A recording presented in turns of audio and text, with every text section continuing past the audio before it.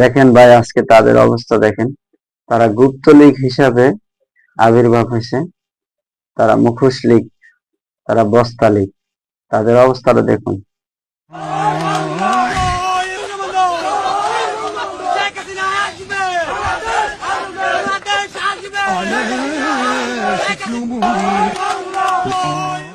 আফা আর কোনোদিনই আসবে না।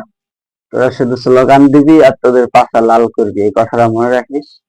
আমি বলে দিলাম, আফা কোনোদিনও ফিরবে না।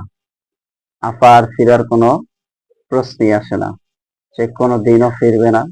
ওই যে দিনের বিষে ফিরবে, জয় বাংলা, এসব স্লোগান বাদ দিয়া তোরা ভালো হয়ে যা। তোরা এই দেশের নাগরিক, তোদেরকে আমরা জঙ্গি হিসাবে গণ্য করতে চাই না। তোরা এই জঙ্গির মতো আচরণ করিস না। তোরা গাড়িতে আগুন দেস কেন? তোরা এই ধরনের কার্যক্রম থেকে বিরত থাক, তোরা ভালো থাকতে পারবি। না হয় তোদের পাছা লাল হবে, শুধু লাল হবে পাছা।